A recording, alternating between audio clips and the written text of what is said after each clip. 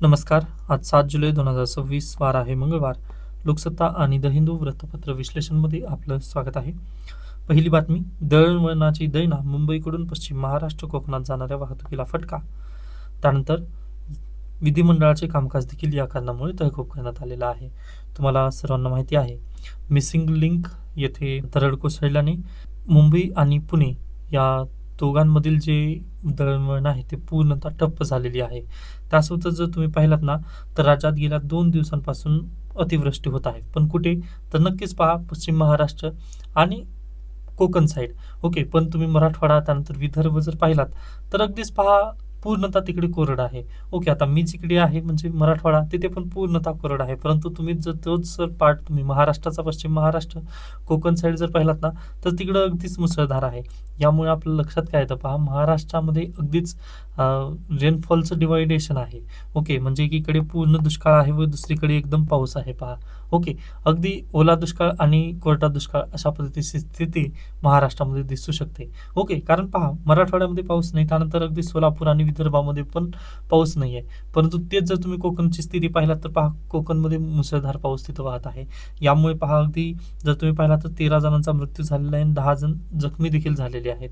Okay, याच कारणानिमित्त पहा, महाराष्ट्रामध्ये एक साईडला धरून आपण चालू शकत नाही पहा, म्हणजे एकाच लाईनवरती महाराष्ट्र आपण धरू शकत नाही, कारण इथे रेनफॉलमुळे पहा अलग अलग इथं डिवायडेशन झालेलं आहे. ओके, आय होप ही बातमी तुम्हाला समजली असेल. त्यानंतर आपण पुढे जाऊयात. नेक्स्ट पहा, पंतप्रधान नरेंद्र मोदी यांचे सोमवारी जकार्ता येथे आगमन झाले तेव्हा इंडोनेशियाचे अध्यक्ष प्रबोवो सुबियांतो यांनी त्यांचे विमानतळावर स्वागत केले. त्याच्यानंतर पहा, 8 तारखेपर्यंत ते इंडोनेशियामध्ये आहेत, त्याच्यानंतर ऑस्ट्रेलिया, त्याच्यानंतर न्यूझीलंडमध्ये ते जाणार आहेत. ओके, आपण त्यांचा क्रम आणि न्यूज इन प्रोसेस ते पाहणारच आहोत. Okay, done. नेक्स्ट आहे पहा, सहकार क्षेत्रात नवी जीवन विमा कंपनी. अमित शहा यांची घोषणा, भारत टॅक्सीच्या धर्तीवर नवा प्रयोग. तुम्हाला सर्वांना माहिती आहे, ओला उबेर सारखेच आपल्याकडे भारत टॅक्सी नावाची भारत सरकार किंवा भारत सरकारद्वारे जे प्रेरित करण्यात आलेलं सहकार मंत्रालय आहे, त्याच्या अंतर्गत भारत टॅक्सीचं अनावरण करण्यात आलेलं होतं. बरोबर आहे. त्याच्यानंतर पहा, आणखीन एक आहे जी जसं फ्लिपकार्ट, अमेझॉन आहे ना, तसं भारत मार्केट पण एक ॲप आलेलं आहे. ओके, मग अगदी त्याच बेसिसवर पहा, आता सहकार क्षेत्रातली नवीन जीवन विमा कंपनी पण लॉन्च करणार आहेत सहकार मंत्रालयाद्वारे. ओके, ती पण आपल्यासाठी चांगली गोष्ट आहे, कारण पहा, भारत देशामध्ये जर विविध कंपन्या जर यायला लागल्या ना, तर त्यामधून काय वाटतं पहा, कॉम्पिटिशन वाढतं. ओके, आणि आता तुमच्याजवळ जर फक्त एअरटेल आणि जिओ ह्या 2च कंपन्या असतील ना, तर तुम्ही डायरेक्टली त्या प्लॅनला तशाच पद्धतीने त्यांची जी मनमानी आहे ना, ती आपल्याला स्वीकारावी लागेल, जर तिथं BSNL नसेल तर. ओके, त्यामुळे पहा, मी पण BSNL ठेवण्याचं एकच कारण आहे, ISP म्हणजे वायफायचं. आता नक्कीच पहा, त्याची अपलोड स्पीड कमी असते, म्हणजे भरपूर तक्रारी आहेत. पण ठीक आहे ना, थोडंसं गव्हर्नमेंट ऑफ इंडियाला पण सपोर्ट आणि BSNL पण सपोर्ट आपण करूयात. ओके, त्या नात्याने. त्यानंतर आपण पुढे चला. विशेष ज्ञान आणि 5 वर्षाचा अनुभव अनिवार्य असणाऱ्यांना जिल्हा परिषद किंवा पंचायत सदस्य नामनिर्देशित सदस्यांसाठी पात्रतेचे निकष ठेवण्यात आले आहेत. पहा, आता अगदीच ही जर तुम्ही बातमी पाहिला तर महानगरपालिकेप्रमाणेच जिल्हा परिषद व पंचायत समित्यांवर नामनिर्देशित सदस्यांची नियुक्ती करण्याचा शासनाने निर्णय घेतला आहे. या माध्यमातून नाराज बंडखोरांना शांत करण्याबरोबरच निष्ठावंतांना सदस्य करण्याची सोय सत्ताधारी पक्षाकडून करण्यात आली होती. परंतु आता या सदस्यांच्या निवडीसाठी शासनाने काही अट घातल्या आहेत, ते अतिशय बेस्ट झालेलं आहे.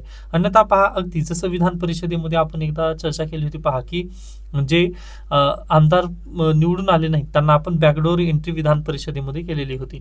मग ती तसं होत होतं, किंवा अगदीच पहा, जे बंडखोर आहेत किंवा जे नाराज सदस्य आहेत त्यांना आपण महानगरपालिकेवरती बसवत होतो. अगदी त्याच पद्धतीने पहा, आता राज्य शासनाने निर्णय घेतलेला आहे की जर तुम्हाला नामनिर्देशित सदस्य जर निवडायचे असतील तर तुम्हाला काय लागेल, अट लागेल. आता अट कशा पद्धतीने ठेवलेली आहेत पहा यांनी, तर नक्कीच पहा, विशेष ज्ञान, त्यानंतर 5 वर्षांचा तुम्हाला अनुभव असणं अनिवार्य आहे, तेव्हाच तुम्हाला नामनिर्देशित सदस्य म्हणून नियुक्ती करता येते, अन्यथा नाही.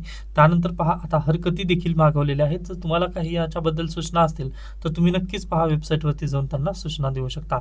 ओके, त्याच्यानंतर आपण पुढे जाऊयात. आता अगदीच नेक्स्ट न्यूज पहा, MPSC परीक्षार्थींचे निर्देशन. आंदोलनात रोहित पवार आणि अभिजित दिपकेंची उपस्थिती काल पाहिली आपण. त्याच्यानंतर पुढे चला. नेक्स्ट आवश्यकतेची बातम्या नाही आहेत पहा. पुढची बातमी आहे, मोदी इंडोनेशियात दाखल, ऍक्ट ईस्ट धोरणाला अधिक बळकट देण्याचा उद्देश. आता हा आपला आहे प्यारा भारत. प्यारा भारतचं जर ईस्टचं साईड म्हटलं तर ही आहे ईस्ट, ही आहे नॉर्थ साईड, बरोबर आहे. मग हे ऍक्ट ईस्ट धोरण काय आहे, तर पंतप्रधान नरेंद्र मोदी यांची फॉरेन पॉलिसी आहे. ओके, इंटरनॅशनल रिलेशनच्या लेक्चर्समध्ये मी शिकवणारच आहे. मग अगदीच सेल्फ प्रमोशन पहा, ज्या विद्यार्थ्यांना इंटरनॅशनल रिलेशनची बॅच लावायची आहे, ओपन आहे, तुम्ही ॲडमिशन घेऊ शकता. त्यासोबतच आन्सर रायटिंगचं पण तसंच आहे पहा. मेन्स रेडी जर तुम्हाला 31 डिसेंबरपूर्वी व्हायचं असेल तर तुम्ही नक्कीच जॉईन होऊ शकता. वापस या आता. तर पहा, ॲक्ट ईस्ट पॉलिसी म्हणजे काय, तर अगदी हे जे प्यारा भारत आहे तर आपल्याला ना पूर्वेकडील जे राष्ट्र आहेत ना त्यांच्याकडे थोडंसं लक्ष द्यायचं आहे. कारण पहा, आपली जी फॉरेन पॉलिसी होती यापूर्वीची, आपण तेवढंसं लक्ष दिलं नाही एक ईस्ट साईडला. ओके, आपण वेस्ट साईडला भरपूर लक्ष दिलं कारण ते डेव्हलप नेशन आहेत. परंतु ही जी बाजूची राष्ट्र आहेत ती तेवढंसं आपल्यासाठी महत्त्वाचे नव्हते. पण पहा, तुम्हाला माहिती असेल आसियान, ओके, या कारणानिमित्त वगैरे थोडंसं पुढे येत आहेत, आता उदयास येत आहेत. ओके, मग याच कारणानिमित्त पंतप्रधान नरेंद्र मोदी यांची पॉलिसी बदललेली आहे. व मी कालच्या पण लेक्चरमध्ये सांगितलं होतं पहा की पंतप्रधान नरेंद्र मोदी यांची पॉलिसी कशी आहे, रिअलिस्टिक आहे. ओके, रिअलिझमवरती जास्त बेस्ड आहे. जवाहरलाल नेहरू यांची आयडियलिझमवरती होती. मग त्यालाच अनुसरून पहा त्यांनी आता थोडंसं ऍक्ट ईस्ट धोरण पाहत आहेत. जसं की पहा, जपानचे पंतप्रधान आपल्याकडे आले होते. ओके, मग त्यांच्यासोबत पण अगदी आपल्या ईस्टलाच देश आहे ना तो. आता अगदी त्यांना आपण 2006 पासून ओळखतो त्यामुळे आपण त्यामध्ये घेत नाही, परंतु 2014 नंतर ऍक्ट ईस्ट धोरण भारत सरकारने अवलंबलेलं आहे. ओके, मग याचनुसार पहा, सध्याला पंतप्रधान नरेंद्र मोदी इंडोनेशिया, ऑस्ट्रेलिया आणि न्यूझीलंडच्या दौऱ्यावर गेलेले आहेत व त्यामधील न्यूझीलंड जी आहे ना ते आपल्यासाठी खूप महत्त्वपूर्ण ठरणार आहे. लास्ट वेळेसच आपण फ्री ट्रेड ॲग्रीमेंट केलेलं आहे न्यूझीलंड सोबत. मग आता त्यामध्ये आणखीन काही चेंजेस वगैरे केले असतील तर ते आपल्याला पाहावे लागेल. ओके, त्यामुळे मी म्हटलेलं आहे न्यूज इन प्रोसेस आहे. थोडंसं थांबा, आपण या बातमीला सविस्तर चर्चा करणारच आहोत. त्याच्यानंतर इंटरनॅशनल रिलेशनमध्ये ॲक्ट ईस्ट पॉलिसीचा उदय कसा झाला, काय झालं, त्याच्यामधले जे की फॅक्ट वगैरे आहेत ना ते मी सांगणार आहे. त्याच्यानंतर पहा, इंटरनॅशनल रिलेशन का महत्त्वाचं आहे, तर अगदी पहा तुम्हाला कोणती डिप्लोमसी कुठं आहे हे माहितीसाठी गरजेचं आहे. म्हणजे उत्तर लेखनामध्ये जर तुम्ही शब्द वापरलात ना अशा पद्धतीचे तर ते तुम्हाला खूप मदत करणार आहे. Okay, done. त्याच्यानंतर पुढे चला. नेक्स्ट पहा, प्रकल्पाच्या सुरक्षेचे दावे पाण्यात, पहिल्याच पावसात दरड कोसळल्याने मिसिंग लिंक बंद करण्यात आली. ओके, आता इथं खर्च वगैरे दिलाय पण ते आपल्यासाठी गरजेचं नाही त्यामुळे मी स्किप करून पुढे नेतोय तुम्हाला. त्याच्यानंतर पहा, आजचे एकही आर्टिकल महत्त्वाचे. त्यानंतर नेक्स्ट आर्टिकल आपल्यासाठी महत्त्वाचं आहे, ऑनलाईन परीक्षांमुळे पेपरफुट गैरप्रकारांचा धोका टळेल का, प्रश्नचिन्ह आहे. आता कदाचित ना एमपीएससीने याचा थोडासा अभ्यास करणं गरजेचं आहे. पहा, म्हणजे अगदी म्हणतात ना हिस्ट्री रिपीटेड सेल्फ, किंवा इतिहासापासून काहीतरी इतिहासापासून काहीतरी आपण शिकलं पाहिजे. अगदी त्याच पद्धतीने पहा, इतिहासापासून जर एमपीएससीने काही शिकलं असतं तर ते कदाचित बेटर झालं असतं. तुम्हाला सर्वांना माहिती आहे किंवा जे म्हणजे थोडं सिनियर ॲस्पिरंट आहेत ना त्यांना ही गोष्ट माहिती असेल. पहा, 2018ला ना महापरीक्षा नावाची एक वेबसाईट आली होती. मग त्यांच्या अंतर्गत पहा जिल्हा परिषद भरती, त्यानंतर आरोग्य विभाग भरती वगैरे राबवण्यात आणणार होती, बरोबर आहे. मग ते आपण फीस पण भरली होती पहा, व जिल्हा परिषद भरती ती पूर्णतः रखडली. मग त्यांनी पुन्हा पहा लास्ट वेळेस 2023 मध्ये ज्यावेळेस तलाठी भरती परीक्षा येणार होती पहा, मग त्यावेळेस त्यांनी ते महापरीक्षेचं पोर्टल वगैरे चालू करून त्यांनी म्हटले होते की आम्ही तुमची फीस वापस करू. पण मला माहिती नाही, माझे तर आणखी रिफंड झाले नाही. पहा, तलाठी भरती वगैरे प्रक्रिया त्यावेळेस पण झाली होती, पण पहा त्यामध्ये पण गैरप्रकार झाला त्यामुळे ती भरती स्किप केली. त्याच्यानंतर ही जिल्हा परिषद भरती तिथून होणार होती, परंतु त्यांनी फीस वगैरे सर्व घेतलं परंतु रिफंड नाही दिले. का, तर त्यांच्यावरती पाठ ठपका ठेवण्यात आला व तत्कालीन मुख्यमंत्री होते देवेंद्र फडणवीस. ओके, मग त्यांनी डायरेक्टली हे सगळं जे आहे ते बंदच करून टाकलं. मग त्याच्यानंतर पहा पुन्हा 2019ला इलेक्शन झाले. इलेक्शन इयरमध्ये तर पुन्हा काही भरती वगैरे निघाली नाही. परंतु नेक्स्ट इयरला पहा महाविकास आघाडीचं सरकार आल्यानंतर त्यांनी काय केलं, या कंपनीकडून टेंडर वगैरे बंदच करून टाकलं. हे सर्व काही जे आहे ते बंद करून टाकलं व महाआयटीकडे दिलं. महाआयटी या कंपनीने काय केली पहा, तर नक्कीच यांनी टीईटी परीक्षा घेण्याचं ठरवलं. ओके, मग टीईटी परीक्षा ऑनलाईन होणार होती की लगेच पहा या कंपन्यांनी जे आहे ना ते टीईटीचा पेपरच विकून खाल्लेला होता. ओके, त्यामुळे पहा तुम्ही आता देखील टीईटीच्या वेबसाईटवरती जर जाऊन भेट दिलात ना तर तिथं अशा पद्धतीने हायलाईट केलेलं आहे, तुम्ही जर गैरप्रकारामध्ये सहभागी होतात तर तुम्हाला आता टीईटी परीक्षा देता येणार नाही, म्हणून ते टीईटीने तेव्हापासूनच हे केलेलं आहे. ओके, म्हणजे आपल्या महाराष्ट्रामध्ये 2 ते 3 वेळेस गैरप्रकार झालेले आहेत, बरोबर आहे. त्याच्यानंतर नेक्स्ट तुम्ही घ्या, आरोग्य विभागाची भरती परीक्षा होणार होती महापरीक्षा पोर्टलद्वारेच, पण ती भरती परीक्षा पहा अगदी सेंटरवरती विद्यार्थी वगैरे सगळे गेले होते, सर्व झालेलं होतं, परंतु लगेच त्यांनी परीक्षा कॅन्सल केली व पहा पुन्हा ती परीक्षा ऑफलाईन घेण्याची वेळ आलेली होती. ओके, असं झालेलं आहे आपल्या महाराष्ट्रामध्ये. त्याच्यानंतर लेटेस्ट उदाहरण आता जे ॲस्पिरंट आहेत ना त्यांना लगेच माहिती असेल हे तलाठी भरती 2023 मध्ये ओके ती कोणाकडे गेली होती पहा TCS एक्झाम TCS कडे गेली होती. पण त्या TCS मध्ये अगदी घोळ झालेला होता का नाही तर बिलकुल घोळ झालेला होता पहा, कारण ती खाजगी संस्थांकडे ती देण्यात आली होती सेंटर्स वगैरे. मग बाहेर बसून कोणीतरी सर्व्हर हॅक करून वगैरे तशा पद्धतीने परीक्षा सोडवत होता. सर्व्हर हॅक झालं होतं असं म्हणता येणार नाही, परंतु पहा त्या सर्व्हर सोबत जोडणी करून पहा त्यांनी काय केलं होतं, परीक्षा देण्याचा प्रयत्न केला होता. म्हणजे हा विद्यार्थी आतमध्ये बसलेला आहे व त्याचं सर्व्हर बाहेर कनेक्ट करून वगैरे अशा पद्धतीने परीक्षा दिली होती. व लातूरचं एक उदाहरण आहे मला, म्हणजे ते आठवत आहे की ते सेंटर पुन्हा बंद केलेलं होतं. म्हणजे असे भरपूर केसेस झालेले आहेत. व तरी देखील एमपीएससी जर अट्टहास करत असेल ना की मला नाही ऑनलाईनच घ्यायचं आहे, मग हा अट्टहास कशासाठी नेमका, या प्रश्नाचे उत्तर थोडंसं एमपीएससीने पण शोधणं गरजेचं आहे. तुम्हाला पहा अगदी व्हायचं आहे ना मीच राजा अशा पद्धतीने व्हायचं आहे ना तर नक्की होऊ शकता, तुम्हाला कोणी अडवणार नाही, परंतु विद्यार्थ्यांचा पण विचार करणं काळाची गरज आहे. ओके, कारण महाराष्ट्रामध्ये अशा केसेस घडलेल्या आहेत व एमपीएससीला आपण थोडंसं ट्रान्सपरंट पद्धतीने त्यांनी कार्य केलं या नात्याने ओळखतो. ओके, व गरीब विद्यार्थ्यांचा एमपीएससीवरतीच थोडासा विश्वास राहिलेला आहे. आता एमपीएससीने पण थोडंसं जर वेगळ्या मार्गाने जर जाण्याचा प्रयत्न केला तर मग स्पर्धा परीक्षा देणाऱ्या विद्यार्थ्यांनी करायचं काय, हाच नेमका तिथं प्रश्नचिन्ह येतो. त्यासाठीच पहा काल छत्रपती संभाजीनगर येथे आंदोलन झालं होतं.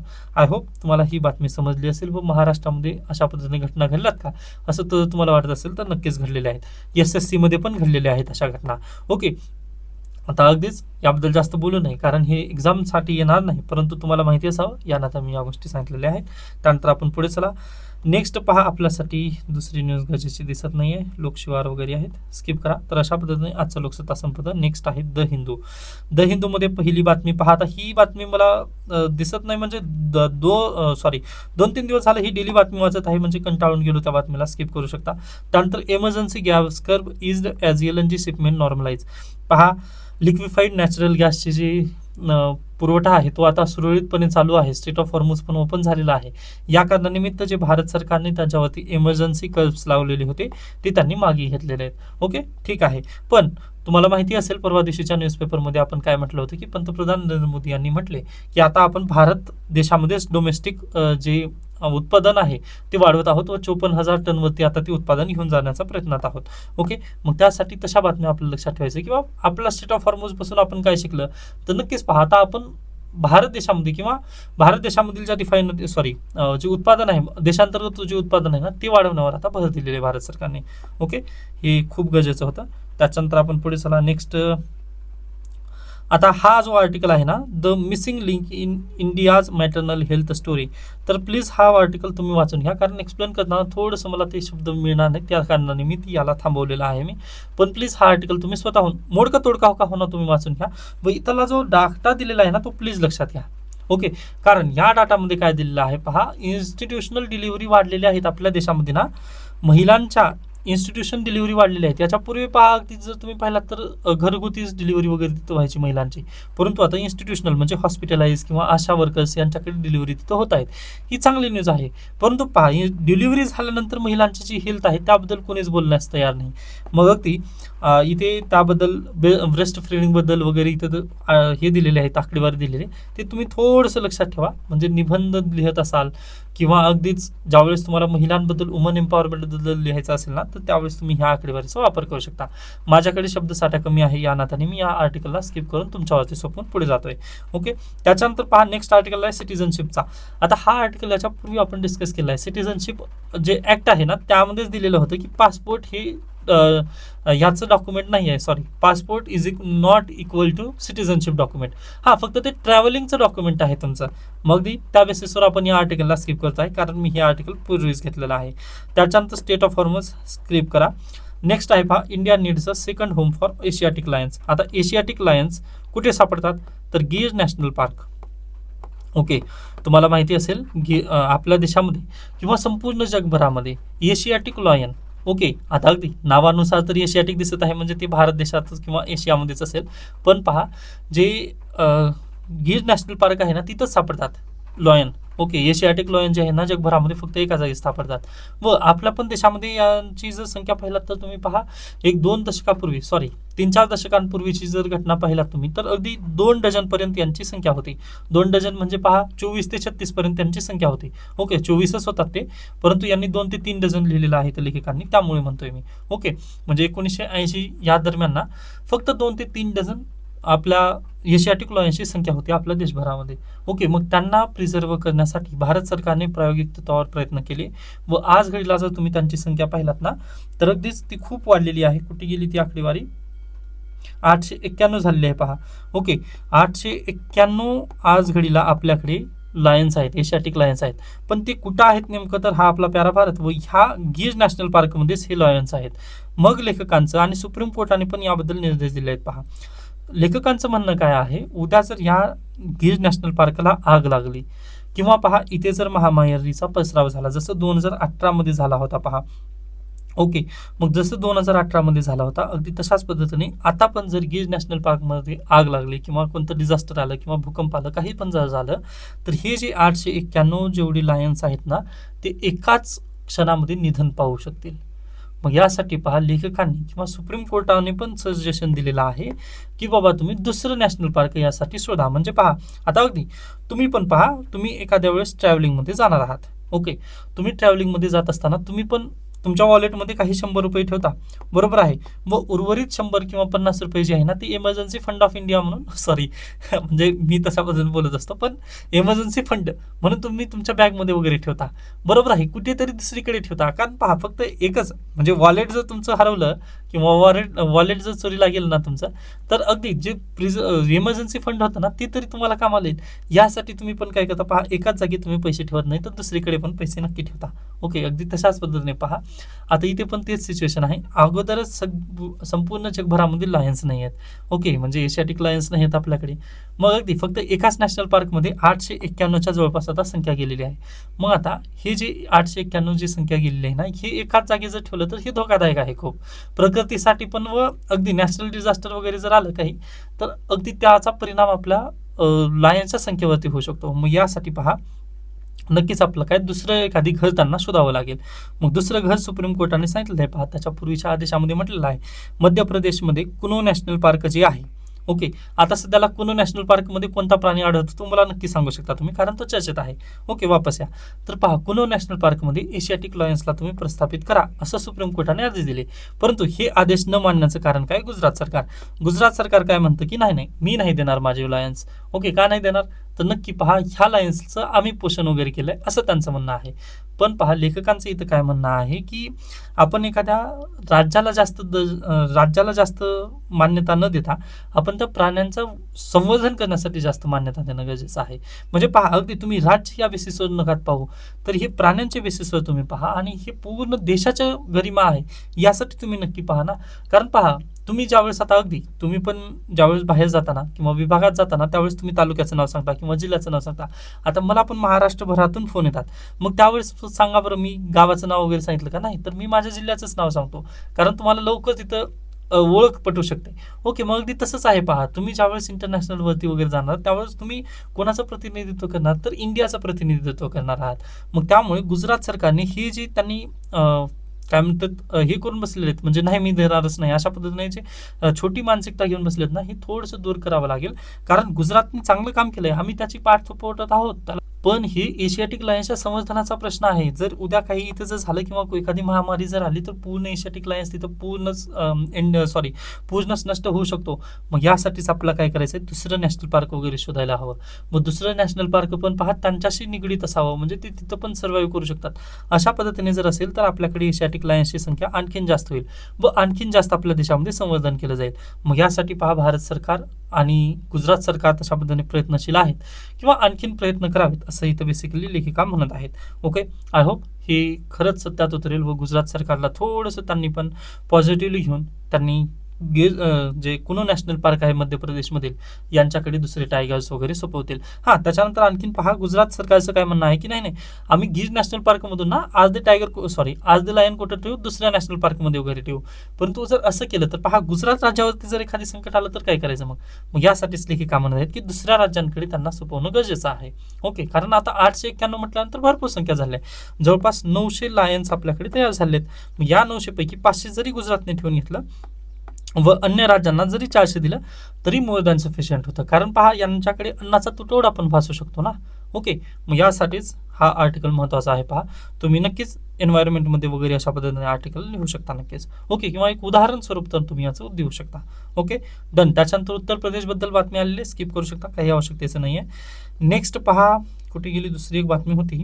हां, इस्रो कंडक्ट टेस्ट ऑफ की कंपोनेंट फॉर गगनयान मिशन.